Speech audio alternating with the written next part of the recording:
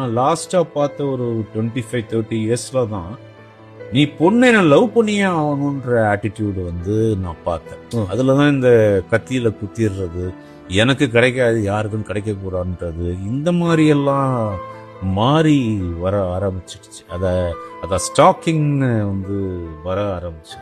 அப்போ வந்து மொபைலும் கிடையாது. எப்படி தாங்க ஒருத்தன் லவ் பண்ணுவான்? அப்போ மொபைல் கிடையாது. லேண்ட்லைன்ல எடுத்தா அவங்க அப்பா எடுப்பாரு, இல்ல அண்ணன் எடுப்பாங்க.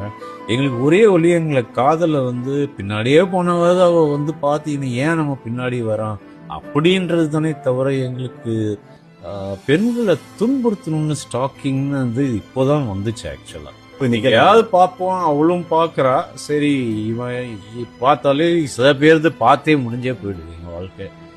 வீட்டுக்கு அந்த எங்க ஸ்கூலும் படிக்கணும், காலேஜும் படிக்கணும். இதுக்கு நடுவில் வந்து அந்த பொண்ணுக்கு நாங்க எப்படிதான் புரிய வைக்கிறது?